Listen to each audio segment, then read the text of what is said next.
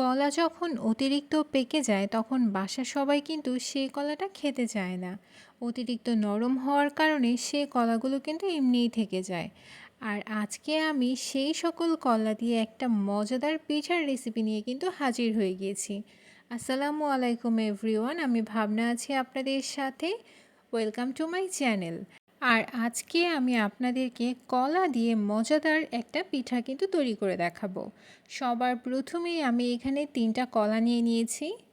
কাঁটা চামচের সাহায্যে কলাগুলোকে একটু নরম করে নিব। আপনারা চাইলে হাত দিয়েও এটা স্ম্যাশ করে নিতে পারেন। আর এখন আমি এইখানে একটা ডিম ব্যবহার করব।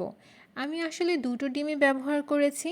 সো সবার প্রথমে আমি এখানে একটা ডিম অ্যাড করে দিয়েছি, আপনারা দুটো ডিমই একসাথে অ্যাড করে দিতে পারেন। আর একটুখানি পরিমাণ মতো চিনি। যেহেতু 3টা কলা নিয়েছি এবং কলাগুলো আমার জামাই বলেছে চিনি চম্পা কলা, আর এই কলাগুলো কিন্তু অনেক মিষ্টি হয়। সো সেই ক্ষেত্রে চিনির পরিমাণটা কিন্তু একটুখানি বুঝে দিবেন। আর এখন আমি এইখানে অ্যাড করে দিয়েছি আরেকটা ডিম আর একটুখানি তেল। সব কিছু ভালোভাবে ব্লেন্ডারে ব্লেন্ড করে একটা স্মুথ পেস্ট তৈরি করে নিব। যারা এক্ষেত্রে ব্লেন্ডার ব্যবহার করতে চান না তারা কিন্তু কাঁটা চামচ বা হ্যান্ড হুইস্কের মাধ্যমে ওই কাজটা করতে পারেন। একটু সময় বেশি লাগবে, সেই জন্য আমি ব্লেন্ডারে ব্লেন্ড করে নিয়েছি। আর এখন আমি এইখানে অ্যাড করব ময়দা। আপনারা কিন্তু চাইলে এখানে চালের গুঁড়ো ব্যবহার করতে পারেন। ময়দাটা আমি পরিমাণ মতো বুঝে তারপর ব্যবহার করেছি। 3 চামচের মতো হচ্ছে এখানে ময়দা ব্যবহার করেছি। বেসিক্যালি আমরা কিন্তু কোনো প্রকার কোনো পানি এখানে অ্যাড করব না। সো সেই অনুযায়ী ময়দাটা কিন্তু ব্যবহার করবেন। একটুখানি বেকিং পাউডার এখানে ব্যবহার করা হয়েছে। আর সব কিছু হ্যান্ড হুইস্কের মাধ্যমে আমরা এখন মিশিয়ে নিব। এইখানে কিন্তু কোনো প্রকার কোনো পানি ব্যবহার করা যাবে না। কলার যে মিশ্রণটা আছে এটাতে যতটুকু আসলে ময়দা প্রয়োজন বা চালের গুঁড়ো যদি কেউ ব্যবহার করতে চান সেক্ষেত্রে চালের গুঁড়োও দিতে পারবেন, ঠিক ততটুকু পরিমাণে কিন্তু ব্যবহার করবেন।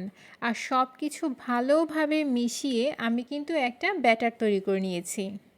যদি দেখেন যে ব্যাটারটা খুব বেশি ঘন হয়ে গিয়েছে সেই পর্যায়ে একটুখানি দুধ এখানে ব্যবহার করতে পারেন, কিন্তু আমি বলবো কোনো রকম কোনো পানি ব্যবহার করবেন না।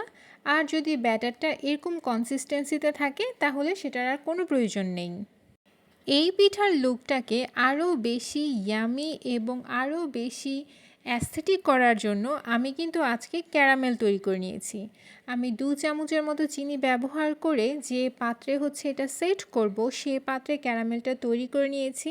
ক্যারামেলটা যে পর্যায়ে সেট হয়ে গিয়েছে আমি একটা কলাকে ছোট ছোট পিস আকারে কেটে এইখানে এখন সাজিয়ে দিচ্ছি। এইটা একদমই অপশনাল, কিন্তু এইটা যদি করেন দেখতে যেমন ভালো লাগে খেতেও কিন্তু খুব দারুণ লাগবে। অ্যান্ড যখন সব কিছু আমার প্রিপেয়ার হয়ে গিয়েছে আমি এই পর্যায়ে ব্যাটারটা এই পাত্রের মধ্যে ঢেলে দিচ্ছি। আর এইখানে আমি একটুখানি আপনাদেরকে বলে রাখি, যারা চালের গুঁড়ো ব্যবহার করবেন তারা কিন্তু কমপক্ষে 1 ঘন্টা এই ব্যাটারটাকে রেস্টে রাখতে দিবেন। কারণ চালের গুঁড়ো ব্যবহার করলে সেটা আসলে একটু ফুলে ওঠার জন্য এটাকে রেস্টে রাখতে হয়। আর আমি একটুখানি ট্যাপ ট্যাপ করে এটাকে এখন পানির ভাপে দিয়ে দিব। আমি কিন্তু আগে থেকেই পানিটা গরম করে রেখেছিলাম। আর এখন যে পাত্রে এটা সেট করব সেটা দিয়ে সুন্দর করে ঢাকনা দিয়ে রাইস কুকারের ঢাকনাটাও কিন্তু দিয়ে দিয়েছি। আমি এই কাজটা রাইস কুকারে করেছি, আপনারা চাইলে যে কোনো পাত্রে করতে পারেন। সো যেভাবে আমরা স্টিম করি সেই একই প্রসেসে হচ্ছে এটাকে স্টিম করে নিব। পিঠাটা তৈরি হতে আমাদের অলমোস্ট 40 মিনিটসের মতো লেগেছে। আমি এখন সাইডগুলো একটা নাইফের মাধ্যমে একটুখানি ছাড়িয়ে দিচ্ছি। আর এখন পিঠাটাকে ডিমোল্ড করে নিব। অবশ্যই পিঠাটা যখন একটুখানি ঠান্ডা হবে সে পর্যায়ে ডিমোল্ড করবেন। আমি আপনাদেরকে দেখানোর জন্য একটুখানি গরম থাকা অবস্থায় পিঠাটাকে ডিমোল্ড করে দেখাচ্ছি। এই তো আমার পিঠাটা কিন্তু সুন্দরভাবে ডিমোল্ড হয়ে গিয়েছে। অ্যান্ড মাশাল্লাহ দেখে কতটা লোভনীয় লাগছে আপনারাই বলুন। ক্যারামেল এবং ব্যানানার যে ফ্লেভারটা সেটাও সম্পূর্ণভাবে সেট হয়ে গিয়েছে। আর এখানে ব্যানানার যে স্লাইসগুলো আছে সেগুলো খুব সুন্দরভাবে একটা ডিজাইন ক্রিয়েট করে দিয়েছে। দেখতে আসলেই অনেক বেশি সুন্দর লাগছে। আমি একটুখানি ক্লোজলি আপনাদেরকে দেখিয়ে দিচ্ছি। যেহেতু এটা ব্যানানা দিয়ে আমরা তৈরি করেছি সেহেতু এই কেকটা বা এই পিঠাটা কিন্তু একটুখানি নরম হবে। কিন্তু ভয় পাবার কোনো দরকার নেই। পিঠাটা যখন একদম ঠান্ডা হয়ে যাবে তখন কিন্তু একদম নরমাল হয়ে যাবে। আর এখন আমি এটাকে কেটে আপনাদের সামনে পরিবেশন করছি। এই পিঠাটা এতই সহজ যে কেউ প্রথম দেখাতেই আসলে এরকম পারফেক্টলি ভাবে বানাতে পারবে। বাসায় থেকে যাওয়া কলাগুলোকে আর ফেলে না দিয়ে এইভাবে পিঠা বানিয়ে দেখুন না। সবাই কিন্তু মজা করে চেটেপুটে খাবে। আর এখন আমি পিঠাগুলোর একটা স্লাইস আপনাদেরকে দেখিয়ে দিচ্ছি।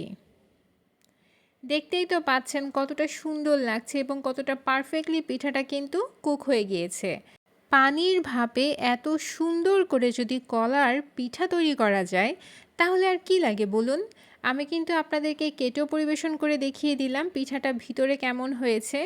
উপরে থাকবে ক্যারামেলাইজড ব্যানানার একটা ফ্লেভার, ভিতরে থাকবে ময়দা আর ডিমের মিশ্রণের সফট একটা ফ্লেভার। দুটোর কম্বিনেশনেই পিঠাটা খেতে কিন্তু দারুণ মজার হয়েছে। সো অতিরিক্ত পেকে যাওয়া কলা আর ফেলে দিবেন না, এইভাবে পিঠা বানিয়ে সবাইকে চমকে দিন। আজকে কলার এই চমৎকার পিঠাটি আপনাদের কেমন লাগলো আমাকে কিন্তু অবশ্যই কমেন্ট সেকশনে জানাবেন। আর হ্যাঁ, যদি আপনারা কোনো রেসিপি আমার কাছ থেকে দেখতে চান সেটাও কিন্তু আমাকে জানাতে পারেন। চ্যানেলটা যদি সাবস্ক্রাইব না করে থাকেন এখনই প্লিজ সাবস্ক্রাইব করুন। এই চ্যানেলের বৈশিষ্ট্যই হচ্ছে খাবারগুলোকে কিভাবে আরও বেশি ডেলিশিয়াস করা যায়, কিন্তু সেটা সহজ উপায়ে। আজ এ পর্যন্তই। ভালো থাকবেন, সুস্থ থাকবেন। টিল দেন, আল্লাহ হাফেজ।